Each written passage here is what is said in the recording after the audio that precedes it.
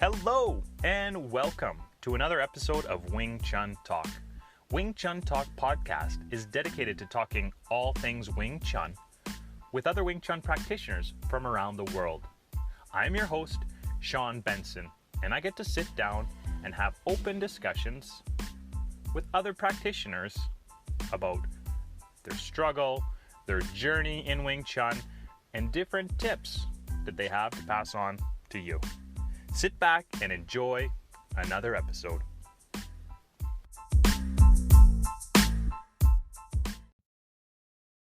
Welcome, Wing Chun Talk. Today, I have a special guest with me, Matteo, from Italy, from Neiwaigong Martial Arts Club over in Italy there. He's joined us today, so thank you so much for joining, Matteo. Appreciate having you today.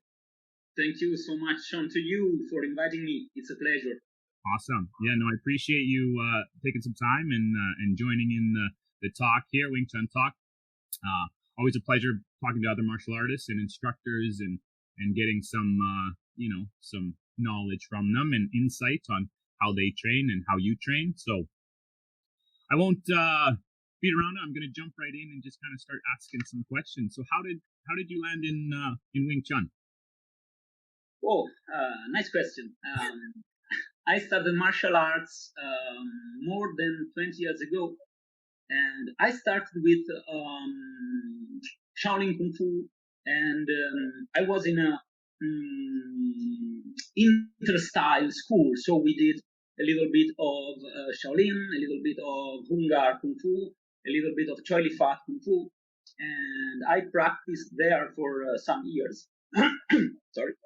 And then I had an injury to an arm, and I stopped. Then I found near my home a school, Kung Fu school. I didn't know about styles because I was a kid, so I didn't care about styles. I saw Kung Fu. Oh, nice. Let's go there. And I discovered it was a Wing Chun school, and I started to practice this unusual style. And I saw, oh, something interesting. And at the time, I practiced the Ostingo system. And then through the years, I passed to Master Donald Mack Wing Chun through my master. He's called Adrian Tozan. He's from Romania, but he lives in Beijing. Yes, Beijing, since a lot of time. And going through the practice, I totally felt in love with the style because I think it's a very good, it's a system. It's a system of principles, and I think that principles could be useful for everybody. Every kind of bodies can be adapted to the Wing Chun principles, and that is a great value, in my opinion. Very great value. Mm-hmm. And then, honestly, I was always curious about martial arts. I think martial arts are a great puzzle with many, many, many, many pieces, but the puzzle is the same. So, going through the years, I wanted to go to looking for these pieces, find these pieces, and I think that that pieces could be found only in the locations where martial arts born and developed. So I went to China for studying Kung Fu. I went to Holland in Major Gym for studying the Muay Thai Dutch school. And last year I have been in Japan in Kodokan Judo headquarters. And then in Okinawa for studying the original karate. No way. And I saw many similar pieces.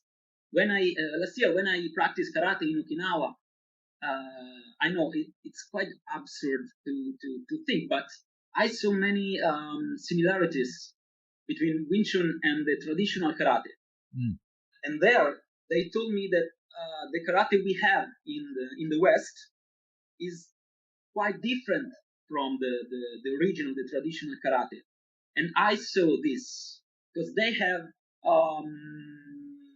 a few of katas, a few techniques, not so many techniques, not so many katas, and they train in a certain way. They are very powerful, and all of their techniques come from the core.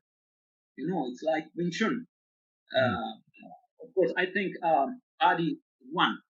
I have two arms, you have two arms, I have two legs, and so on. So the body mechanisms are always the same. If the system is correct, if the system is essential and functional, I think the systems are the same. And I hope to go through this research for many years. I have a long path to do. Of course. Wow. So you just pretty much dove right in. So Wing Chun kind of was, a couple like traditional Kung Fu styles, and then you found Wing Chun, but you've also kind of trained some other martial arts, but you dive right in. You go kind of to the source, basically. Yeah, because I love to see the sources. Because I think, if I create something and then I give it to you, you can add something. Good or bad, I don't care, but you can add something. And if you give this to another person, he can add something else, and to another person, and he can add something else, and so on. So I think that, considering that martial arts are very ancient, are very old, many people could add something to them. So, how different is the martial art now from his beginning? That's why I tried to looking for the roots. Okay. So how did you find? I'm sorry, kind of to interrupt there and cut you off there. How did you find training in China? Like, I mean, was it similar to? I mean, where your home, like where you were training initially, or is it different? No, it's quite different, I think, because I think we had a great problem here in the West, cinema, movies. Okay. And I saw that in China they are not so stuck to uniforms and having many disciples and having programs, having belts and something like this. They don't care. Okay,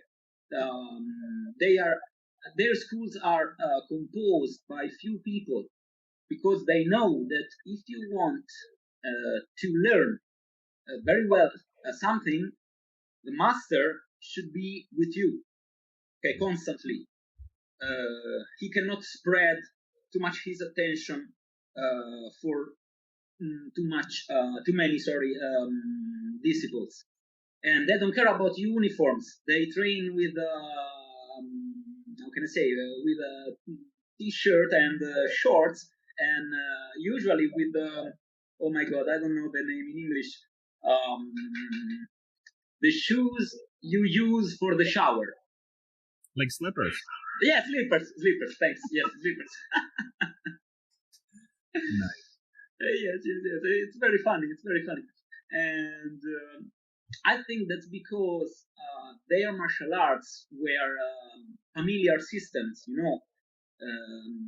so the methodologies are different, and it's a very different approach from west to east. Of course, we have different minds, and also the programs are very limited, very poor. We are Western, so we need something fixed. First level, this, and this. Second level, this. Third level, blah, blah, blah, blah, blah. They used to train principles, not so many techniques, but the principles. So they don't need, or they aren't so stuck to programs. Well, in Wing Chun especially, what forms did you do? Silin Tao. Okay, train Silin Tao principles. Stop. Something like this. Or Chun Kyu. Okay, train Chun Kyu principles. They have not. Which belt are you? Okay, this belt. So you have to do this exercise, this exercise, this exercise. It's quite different. Also in Okinawa, it's the same thing. They don't have belts.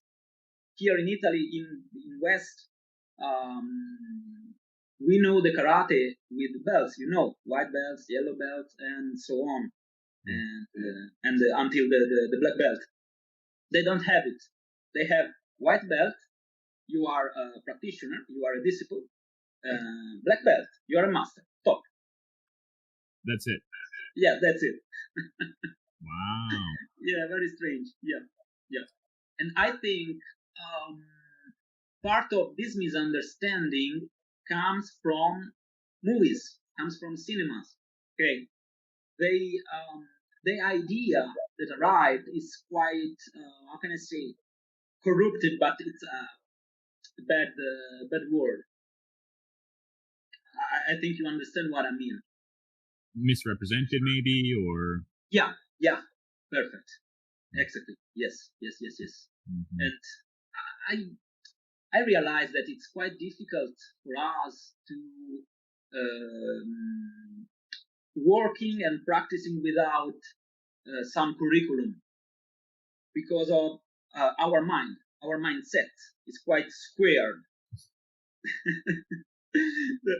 They are more circular, and it's different the way of teaching, the way of learning, and the way to approach martial arts.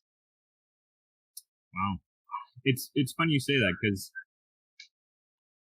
in our club, I mean, we do have a belt system, and you're right. Like, I mean, it.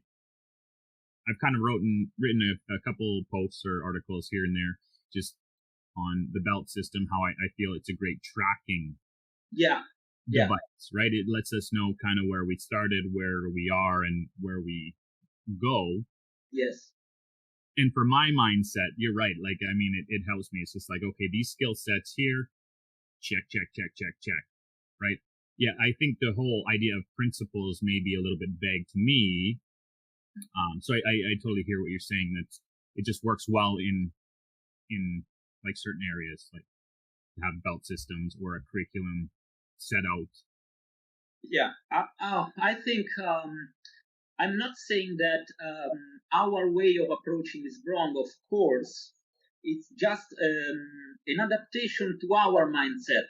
Okay, and I think that in the 60s, in the 70s, many people in the Western countries start to practice martial arts. I think it was a very new thing, very new deal. So many people were fascinated by this kind of arts. And of course, if you have, for example, 5 disciples, you perfectly know their skills. But in the moment you have 100 of disciples, you have to know in a certain way their skills, and you cannot remember everything. Mm-hmm. So it comes the belts, it comes the degrees, and I agree with this need. It was a need. We need to know the skills of everyone. How can we do? Okay, belts, degrees. It's correct. Right, helps you break a smarter way, I think. Breaks your class down, helps the instructors, helps the teacher know the skill sets of everybody in that group when there's a large number. That totally makes sense. Yeah. Yes.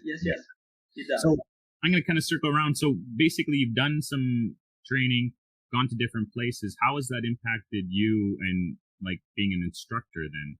How do you implement things in the club where you're at, your club? Well, first of all, I saw many different training methodologies. Okay.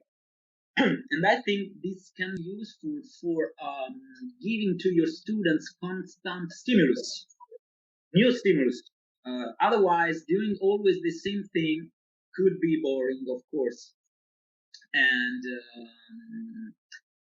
I tried to view the martial arts as a puzzle, and viewing different type of styles, type of training methods helped me very much to how can I say, open my mind. And then when I talk to my students, I always say them, guys, we are doing a little piece of a huge puzzle. So don't remain stuck to that piece, because that piece, it's not the entire puzzle. For viewing the entire puzzle, you have to look at this, look at that, train this, train that. I think martial arts are a good tool for freedom, mind freedom. Okay, for having a concept of how we are built, and more wide is this view, and more you can develop yourself. So my travels around the world taught me to be very honest with me and with my students, uh, telling them, guys, the world is very big. So Sure. don't think that our piece is the correct one, because there is no correct piece, just the puzzle. That's my way of mind when I approach martial arts. Wow. Yes. Kind of stunned me there. That's great.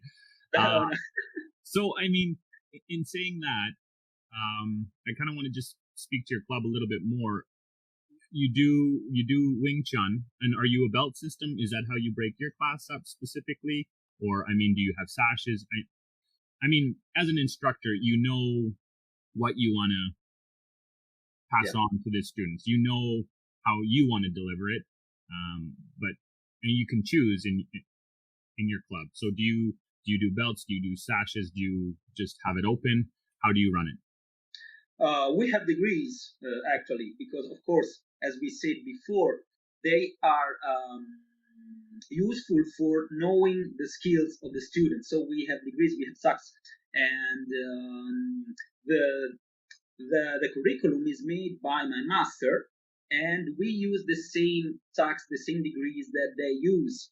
The headquarter of our association is in Romania, but we have instructors in China, in Italy, in Austria, in Hungary, I think, and in Malaysia. And we all using, of course, the same curriculum, the same degrees, and the same SOCs. It's useful, but I always tell to my guys, to my students, guys, a piece of paper is a piece of paper. Okay, you can be brave, you can be proud of your piece of paper, and it's good, because could be an objective, could be a purpose. But remember that your skills are the real deal. So don't be stuck to the piece of paper, but take the piece of paper because your skills are worthy. Right. Like I have this piece of paper, so that means I can do X, Y, and Z. But really, can you put that in application? Is that what you're saying? Yeah, of course. I totally disagree with many systems that give you piece of paper because you know informations. Informations are not knowledge. My master says that information is here, but knowledge is here in the body.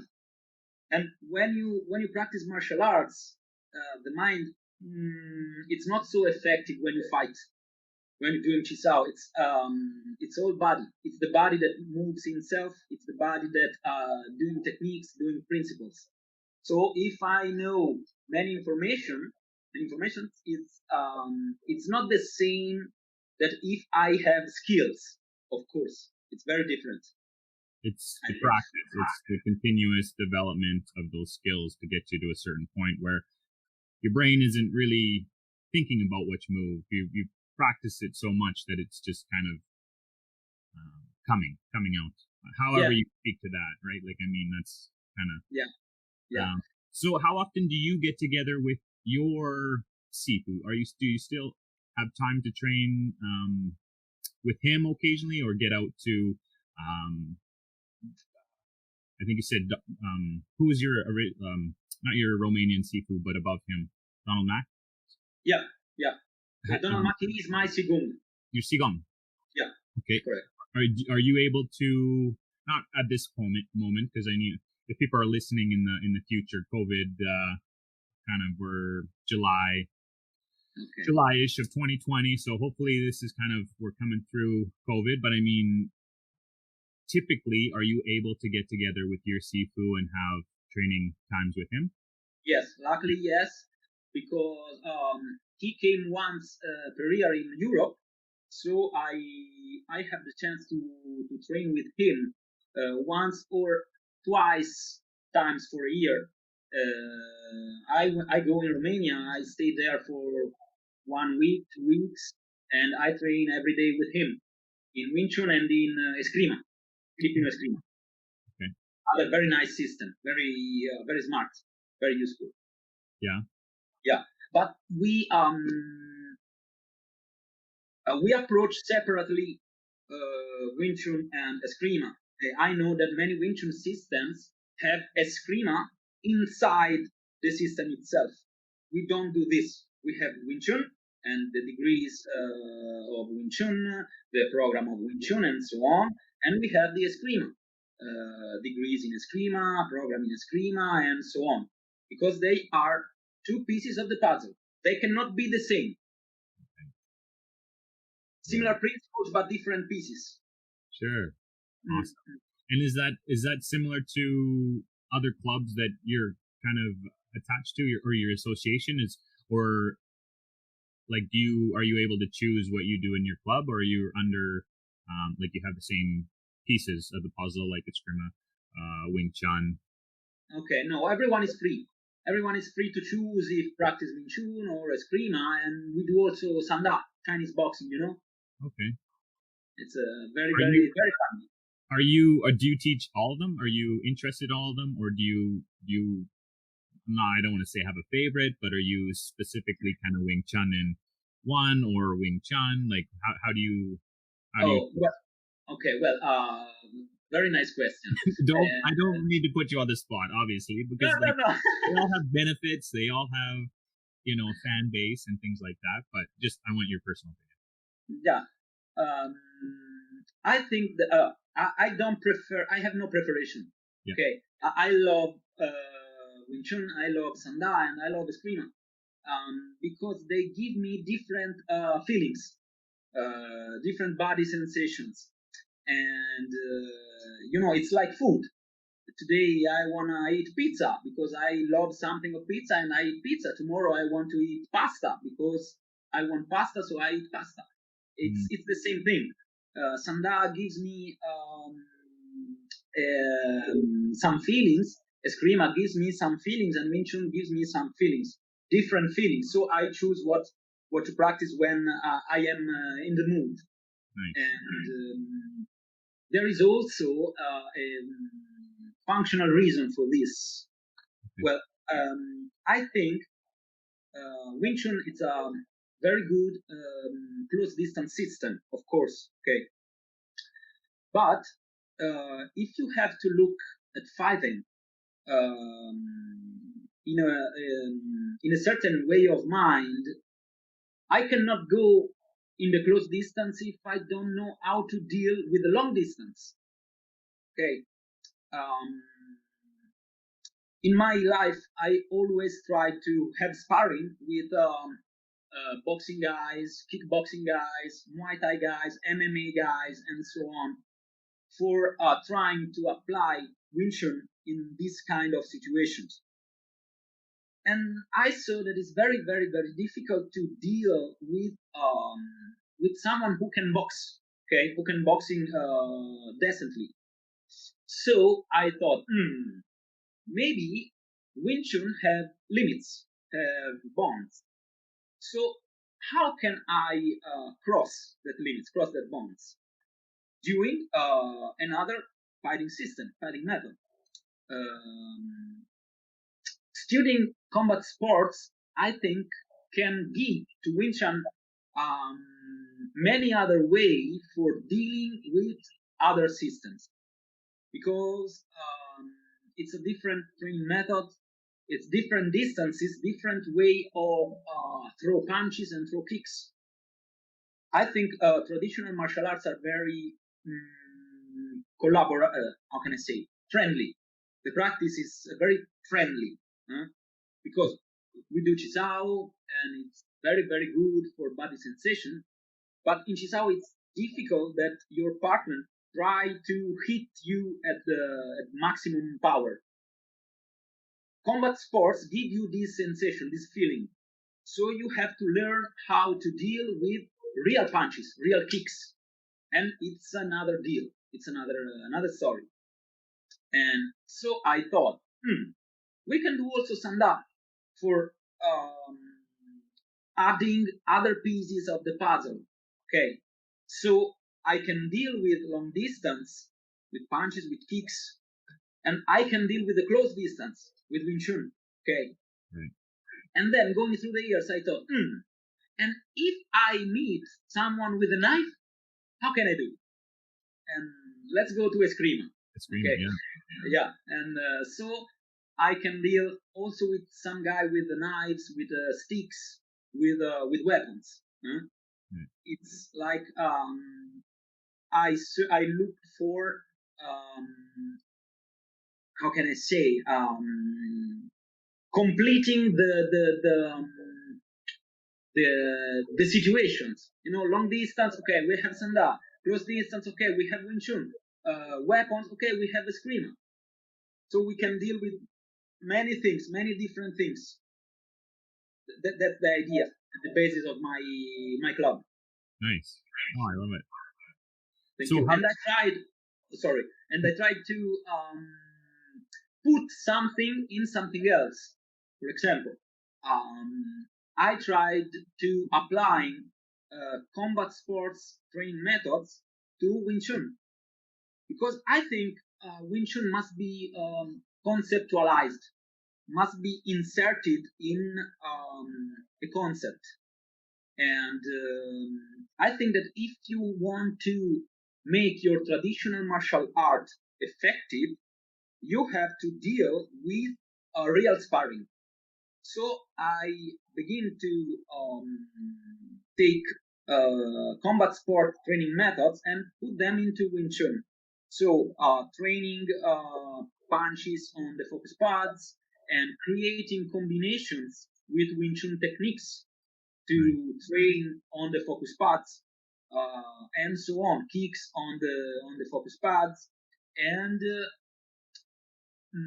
let my students have sparring with helmets, with MMA gloves, with shin guards, and fight. Because otherwise you cannot understand the feeling of a real fight. And it's completely different from a feeling you have in the gym. Because you know that your partner don't want to kill you with a punch. It's so true. And how's the feedback been from your students from in the club? Like, I mean, they must love it. They get to put on pads and then kind of yeah, they enjoy it very much. Nice. Yes. I kind of want to dig in a little bit more about kind of the breakdown. So you've implemented the combat into your Wing Chun, but you also have different sort of systems that complement Wing Chun in your club. They don't have to train all of them. They can pick one and still have the combat experience training in Wing Chun. I think I don't understand what you mean. Sorry. With Wing Chun, they can just put on the gear. So you'll teach them Wing Chun specifically, but they also get the combat sport kind of training as well. They can do pads and get in the ring and then test their Wing Chun. They don't have to train the other two systems to be able to spar, I guess. Yeah. That's You're correct. Right. Yeah. Because I think Wing Chun is the most complete system in our club. Because sanda is good, but it's a sport. Okay, in sanda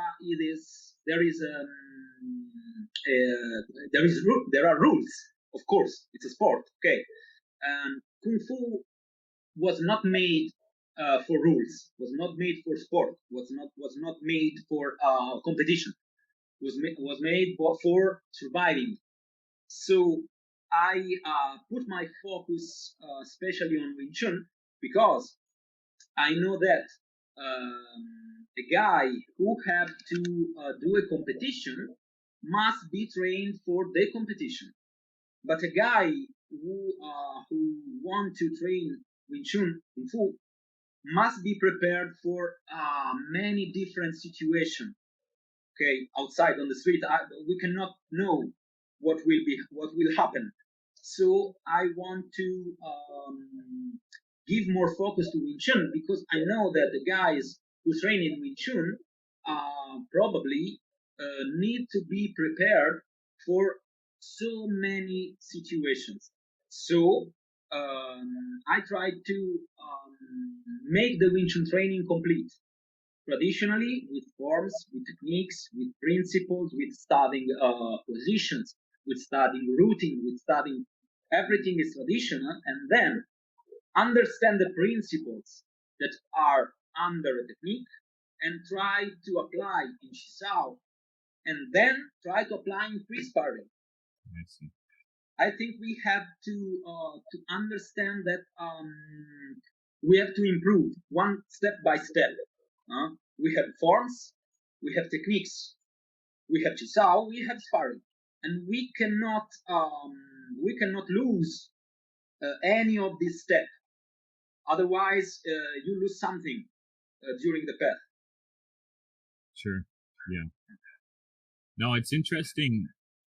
Just the more people I talk to, the world is a big place, and there's so many different training methods or not systems, but just how can we make our Wing Chun the best?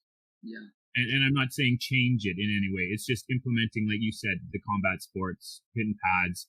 Like, what if you go up against a boxer? Like, how skilled are you? Are you able to not take a punch, but are you able to have that feeling? Oh, yeah, that's what it's like to actually get punched. Okay, yes, I can handle a couple of those, or maybe I can't, right? But at least in the club, when you're training with a friend or training partner, you're not, I mean, you're in a safer space to kind of get flipped and realize, oh, shoot, I gotta change something, I gotta fix something. So that's awesome. Yeah, it's awesome. Yeah, very much. I think Wing Chun it's not a style. I don't consider Wing Chun as a style. I consider Wing Chun as a system because I saw many people, I heard many people who told me, if you do Wing Chun, if you practice Wing Chun, you have to go to fight with the classical standard guard, Wing Chun guard, Man Sao and Bu Sao, and you have to intercept fists with Bong Zhao or Tan Sao. I don't think Wing Chun is this.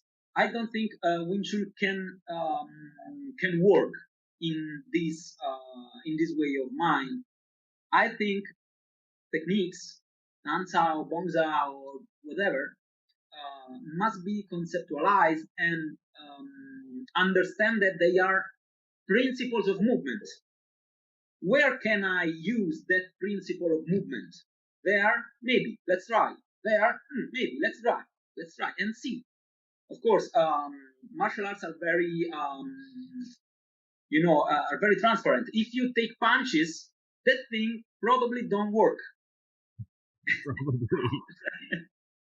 And I think the people who try to fight using Wing Chun techniques are a little bit out of the road. I think that for fighting is fighting. It's not fighting in boxing guard or in Wing Chun guard or in Hungar guard. Fighting is fighting. And we can use Wing Chun principles inside the fight. But we cannot use Wing Chun techniques inside the fight. Techniques are just something like tools for understand the movement, the principles. We cannot use the technique in the fighting. We can use techniques for fighting, but not in the fight. I don't know if I express myself well. I think so, yeah. Okay, I hope. It's interesting that you say that, because, I mean, I don't want to knock any YouTube people, but on YouTube, you write anything versus Wing Chun, and typically you'll get the traditional stance where these guys are, real triangle step. Yeah. They're rooted, and they're just kind of standing there, which, I mean, some of them do well, some of them don't. But yeah, I think the more you develop, what did you say, the concepts or the principles into fighting, yeah, I mean, this will slowly kind of hopefully change, or maybe, down the road, you'll see a few more YouTubers where they're crushing other, not that it's all about winning, but I mean, in a fight, that's the goal, right? And I mean, so if you're just keeping to a traditional I agree. Yeah. So I totally agree. And I've seen some of your videos. They're awesome, by the way. Thank you so much, really. You're doing, you show hitting pads and focus mitts, and one recently where it looks like, you're getting attacked by 2 or 3 different people, but I'm sure that was just one guy with a mitt. Actually, he's just one guy, but he took the pads very wide. So it looks like the attacks come from different angles and different attackers. Yeah, that was sweet. Yeah, I mean, I want to underline that I don't like to fight. I don't do martial arts for fighting. I don't care about fighting. Fighting is scary. Fighting is dangerous. Okay, sure. And I think fighting should be a tool. Okay, like the system, like the Wing Chun system. It's a tool, and I can do something with that tool. And my way of mind, my idea is that fighting, having sparring, it's a wonderful tool for trying to apply principles with a not friendly partner. Because if you know that your partner don't want to hit you so hard, you can apply almost everything. And when your sparring partner try to hit very hard, your body changes, feel the danger, and start to cover itself in different ways and moves itself in different ways, because he knows how to limitate damages. And that's the point. We have, in my opinion, we have to understand the Wing Chun principles and put them into that feeling. And in that way, we can deal with a real fight.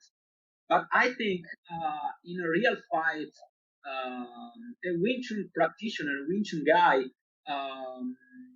never will use Tan Sao or Bong Zao or something like this. Okay, because fighting it's another thing. It's another thing, totally another thing. People who have had sparring know very well that it's another thing. Sure. Yeah. Kind of to go along with that, it's interesting you say that. I was kind of going to dive into, does everybody in your club like take advantage of the sparring? Because I mean, there's different reasons to learn a martial art, right? There's is it mandatory, sort of, not mandatory, I don't want to say that, but like, does everybody take advantage of the sparring aspect in your Wing Chun class? Oh, a good question. You make only good questions, compliments. Well, actually, I don't oblige anyone to make sparring. Okay, because I think, because I felt the same thing. Sparring is a very how can I say, intimate feeling. It's strange. So I don't want to force anyone to make sparring, because it could be frustrating having sparring if you are scared of it. Okay, but I saw that going through the practice, going through the years, many people are have disblocked this thing, started to make sparring. Maybe, okay, this time, no, I don't want to make sparring. I'm afraid. I'm scared of. And next time, oh, I can try. And next time, oh, I want to do sparring. It's very funny. And I'm very happy for this, because I want that everyone understand that sparring is just a tool. It's not giving punches or hitting or making damages. Of course, it's a tool. If you pass your fears, if you pass your frustration, if you pass your tension, you can discover a very, very funny tool for improving yourself and for improving your skills. Because it's like psychology. You see the punch and boom! Oh, why I took the punch? Why I didn't parry? I didn't dodge. And I think sparring is a good tool for understand yourself and your way of thinking and your approach to martial arts, to life, to everything. Nice. No, I know. that's perfect. That's a great answer. Thank you. No, thank you to you for your good question. Yeah, just I hear you on the tool, and the reason for my question is just like I said, not everybody implements that training methodology or tool into their club, and I think it depends on the reasoning why people started training in martial arts to begin with. So I could just say I was brand new to your club, I think I would be timid at the beginning, right? I'd be, I'm going to stick with Wing Chun until maybe my skills develop. And then it would be like, okay, let's test. Oh, I got beat up this time. And then I'd be scared for a little while, I'm sure. And then it'd be like, okay, I got my confidence back. And then I'd jump into it. But when I started training, like it wasn't sport. It wasn't to go out and fight somebody. That wasn't the reason. It was a little bit of social at the beginning, and just I saw some friends training, and I was like, oh, I gotta learn this stuff. This is amazing. So from there, and then like I said, the more people I talked to, the more I found that that's part of their training methodology or a tool within their club that they use to help train or escalate or increase your skill level. So I just be worried, right? Like, I mean, my head getting bobbed around, but everything's controlled, I'm sure. Yeah. You saw a very smart thing, very wise thing about the motivation of people. Many people have many different motivations for starting martial arts, and I think a good teacher, an honest teacher, should ask to their student, why you practice martial arts? What is your purpose? What is your goal? Because, for example, I have in the gym people who told me, Matteo, I don't care nothing about fighting, nothing about contact, nothing about this. I just want to practice martial arts because I feel myself free. I feel myself well when I practice Yurintao or Chunkyu or so on. So they have that's why my students have the chance to have sparring or not. Because if you are not interested in sparring, if you are not interested in the efficiency of the martial arts, for me it's okay. It's absolutely okay. I'm giving you a tool, the martial arts, the style, the Wing Chun. I'm giving you this tool as then you choose what to do with this tool. Nice. You can use it for your wealth. You can use it for your feelings, body feelings. You can use it for fight. It's like a screwdriver. You can do everything with a screwdriver. That's right. That's so true. Nice. No, that's perfect. No, and I mean, overall, do you see most people take advantage of it? That you offer it, or like I said, I mean, are some people still timid or maybe they get to it later? Just roughly. Honestly, I saw all of them fell in love with the sparring. Nice. Yeah. It's there, right? So they might. Really, I don't. I'm sorry to interrupt. Sorry. Yeah, I interrupted you. I'm sorry. Go on. No. I am very happy for this because I don't want to force anyone, as I said before. But I can see that people start to understand the value of the sparring, of the contact. Okay, because they know that in the gym we are all friends. We are there for studying, for understanding, not for beating someone. And I think that if there aren't judgment, okay, in the gym, everything is good, everything is clear, everything is transparent. So we can play with sparring, we can play with other people doing sparring with a smile, because I know and they know that we are understanding. We are not fighting. We are using fighting for understanding. And it's a different approach, I think. Love it. Yeah, that's awesome. And if they didn't want to spar and in their Wing Chun, I'm sure they would go train somewhere else. Like not to knock you or anybody, but that's their preference. They would probably check out a gym. What's available to me? Oh, this has this, this, and this. It seems like you offer quite a really nice, like a well-rounded club to train at, right? So I mean, it just seems like fairly appealing to most people. So yeah, that's awesome. Yeah, thank you very much. Thank you very much. I think that good work it's always well paid. Okay, because I am very happy for my club.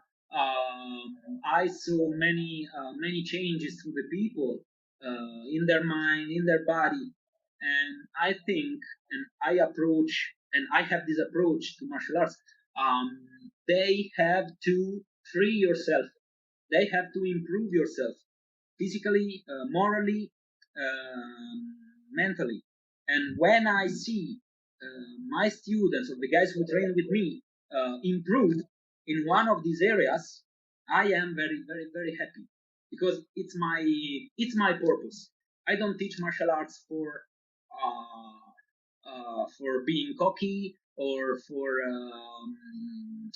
showing something to someone else. I don't care, really. I don't care. And I saw a good tool for self improvement on myself. Okay, and I said, oh, this is a good tool, very, very good tool. Try to give it to other people. And so if I see changes, how can I say, I reach my purposes. Nice. So I'm happy for it. Excellent. Yeah, I mean, just passing on your knowledge, passing on some of your skill that you've worked so hard for. And I mean, you must get like, the joy of like seeing someone like learn, right? It's just, must be a great feeling. Yes. I think, an instructor, a master, it should be, for my opinion, the purpose of a master, of an instructor. I have to pass something to you for yourself, not for myself, because I already passed through the path. I already did the process. Okay, I did the process. I changed something on myself. So, okay, this is the tool for having the process. Go, enjoy.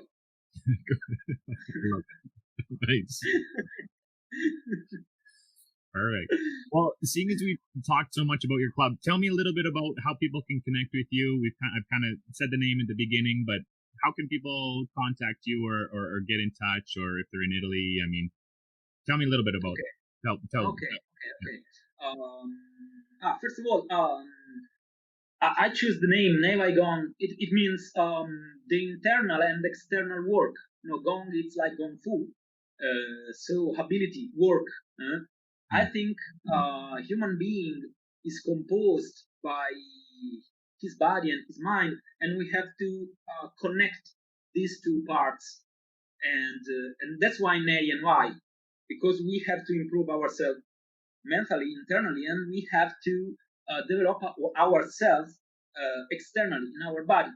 Otherwise, we miss some piece of ourselves. And people can connect with us on Facebook, on Neiwaigong Martial Arts. It's a page. We have also a Neiwaigong Training Group, Facebook group, and we are on Instagram, Neiwaigong. We have also YouTube channel, Neiwaigong Martial Arts. I think it's Neiwaigong Martial Arts or just Neiwaigong. I don't remember. Anyway, Neiwaigong something. Yes. And I have also my personal page, Laoshi Matteo Pacifici, on Facebook page. Awesome. Cool. Yeah. So pretty much any social platform, Facebook, Instagram, YouTube. Perfect. Yeah. I am not able to use Twitter, so we don't have Twitter account.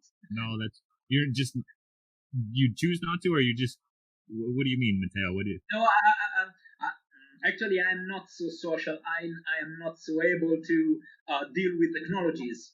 So I choose, okay, Facebook, Instagram, YouTube, it's enough. Of course. Yeah. Of course.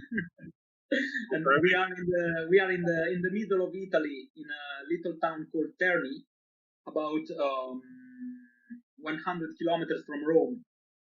Okay. Have you ever been in Rome? I have never been over to Italy, to Rome, haven't made it to Europe. I've done some traveling years ago. I was hoping to get to that part of the world, but just it didn't happen at that time, and figured, oh yeah, I'll do it a little bit later. So the little bit later is still coming. We'll see. So yeah, but I got a few places I definitely want to visit in the next little while. So yeah, it's up there. Please come in Italy. You will be my guest. Of course. Thank you. Thank you to you. Are you the main club in town, or I mean, is there a couple different areas they can or are you guys like the bees? Got it. No, actually, we have many clubs in our town, kung fu clubs and other martial arts. I think we have 1, 2, 3, 4 Wing Chun clubs in our town. It's so too many. Yes, many Wing Chun clubs in the same little town. It's incredible. And well, I think we are one of the bigger clubs, because I actually don't care about other people or other clubs, because I have my path, and I have to go through this without caring what other people do. But I think, considering the results, the number of guys, prizes, and recognitions, I think we are one of the bigger clubs in our town, our region, I think. Awesome. Oh, thank you. No, that's amazing. No, that's great, and it's good to hear. I mean, that you're focused on just kind of what you do, and you do. It seems like you do it well. So appreciate you being with me, Matteo. I appreciate it too, really, very much. Thank you so much for sharing your story and how you guys train in your club and over in Italy. What it's like if people were to come see you. And yeah, thanks for joining me today. I really appreciate it. So thank you very much to you, Shawn. Really, it's been a pleasure, and you are a very, very funny guy. Oh, thank you. So until I come to Italy, until next time. Sorry? I said until I see you in Italy when I come. I hope it really much. Thank you so you much. Will be my guest. Thank you very much.